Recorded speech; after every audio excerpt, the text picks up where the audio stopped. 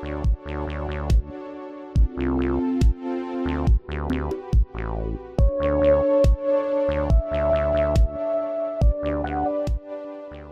original Teen Titans finale is weird. That's not to say anything of its quality. In fact, if you've seen my videos on the show before, then you would know just how much I love Things Change, but it is certainly a not so light and a not so action-packed way to end a pretty light and action-packed show. This, of course, has led to a less than positive reception online, with a common consensus being that it's one of the worst ways that any cartoon has ever chosen to conclude. But Things Change was never the actual ending for the Teen Titans, as that title has always belonged to the often forgotten made-for-TV movie Trouble in Tokyo. And while the mixed reception to the latter has never been as loud or as passionate as its predecessor, it's not exactly universally loved either. As you can go back and listen to a 16-year-old version of myself mumble into his phone's mic in a video on this very channel, Teen Titans Trouble in Tokyo is a film with a lot to criticize, as having to both wrap up a series while also needing to be completely enjoyable outside of said series, ultimately resulting in it being somewhat of a footnote in most discussion of the show. However, as I've been writing about Teen Titans somewhat extensively over the last year or so, and thinking about it pretty much all the time, it was only inevitable that I would eventually return to its sequel movie. And besides just coming out of that rewatch with significantly more adoration than I once had for the film, I've also just really come to appreciate how well it serves its purpose of being the true finale to these characters. These characters more iconic than the show they've come out of.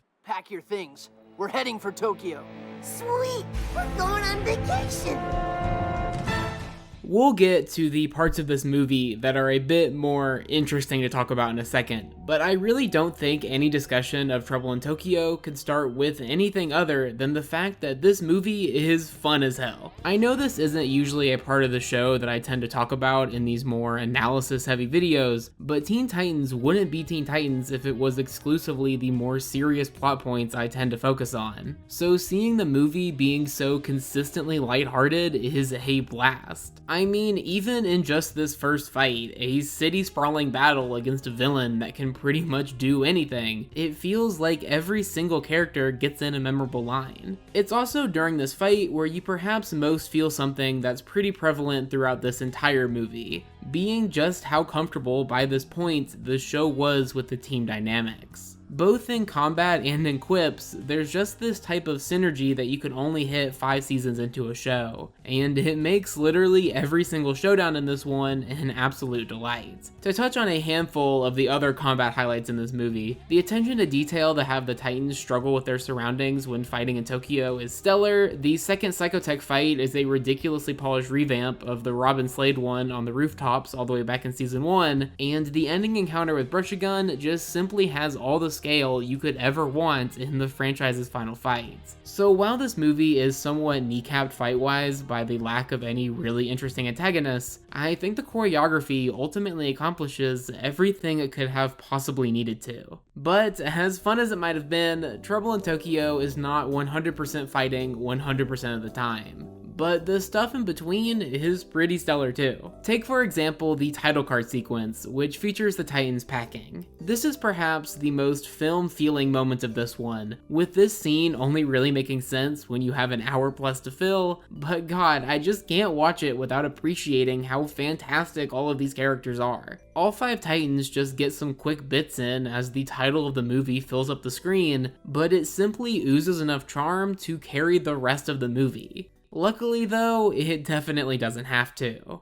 While this movie's A and B plots will occasionally dip into some less comedic moments, the C plot, which is essentially just the Teen Titans dicking around in Tokyo, remains pretty consistently gag-based. Cyborg angers chefs by eating too much, Starfire plays Guitar Hero DDR, Raven becomes a chewing gum mascot, Beast Boy chases around schoolgirls in a significantly less depressing way than the finale. To put things mildly, there are shenanigans abound. And does any of this need to be in the movie or really even make sense? No, of course not. BB even does karaoke to a bizarro version of his own show's theme song at some point. But does it help this movie drastically when it comes to achieving its goal of being a proper send-off to these characters we love so much? I think you know the answer to that. There is one more scene I want to touch on before we get to what this movie is actually about, which is the decision to portray the final chase scene of this franchise in the way you're currently seeing on screen. This abstract, almost Scooby-Doo-esque representation of events is something that the regular episodes of Teen Titans actually do quite frequently, and given the fact that it's likely something done partially for cost-saving purposes, you'd almost assume that they would never do it in this final movie. But I really love that they did. There's just something so Teen Titans to me about these 2D characters running across these nonsensical backgrounds, and I just can't help but smile whenever this scene comes up. So, while I do get that Trouble in Tokyo did have to actually have a plot, and as I'm about to talk about, I happen to think that plot is pretty solid, I also just adore how well they adapted some of the series' most iconic elements into this nearly quadruple-length format. Moving on to what this movie is actually about, let's go ahead and get into what I'm gonna argue is the primary plot of this one. To quickly summarize, the movie opens with the Titans being attacked at their home by a villain named Psychotech,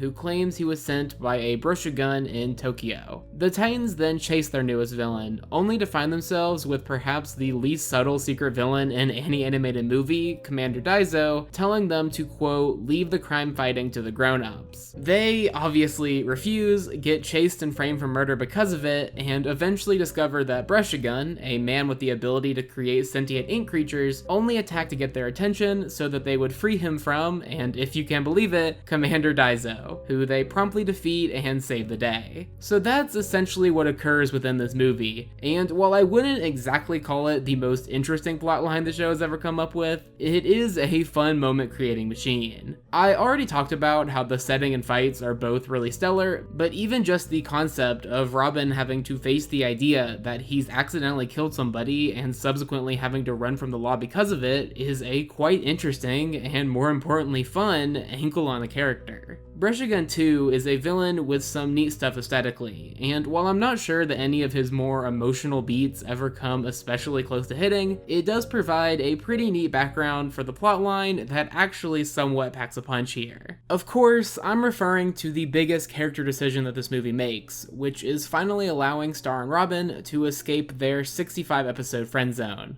And this is where I actually think you'll find the movie's most fascinating aspect. See, while the show has done several Robin and Starfire episodes throughout its run, it's been pretty clear in all of them that these two characters have always liked each other. So I really love how interested Trouble in Tokyo is in why they've never actually gotten together, which this film concludes lies with Robin. The scene that really lays this out comes around the middle of the movie, where the pair almost share their second ever kiss, before the boy wonder bails at the last second. Initially, he portrays this decision as a sudden realization of something plot related or whatever, but pretty quickly his facade fades. Star and Robin then exchange lines that, while admittedly delivered in such a way that somewhat mitigate their impact, still hits pretty hard at the core of the latter's character. Robin is asked whether or not he's capable of being anything other than Robin, anything other than a superhero, and he answers no. It's pretty easy to make a connection between this exchange to an aspect of the series I talk about in pretty much every video, being its decision to keep its characters in hero mode 100% of the time. Almost nobody goes by their birth name, backstories are hardly ever mentioned, and there's never even a whiff of trying to conceal their identity. For most of the show, just as Star fears during this scene, these characters truly are nothing more than heroes. Somewhat unfortunately, these few lines are perhaps the only interesting pieces of dialogue in this film, let alone on this topic. With Star stopping Robin from even attempting to verbalize the mental journey he presumably went on in between this moment and this moment. But despite the movie's desire to remain standalone, preventing it from really expanding on this idea, it's hard to not see this final decision from Robin to kind of be the perfect capstone on what Teen Titans as a show was. These are characters who all left their previous situations in an attempt to create a life outside of their current one,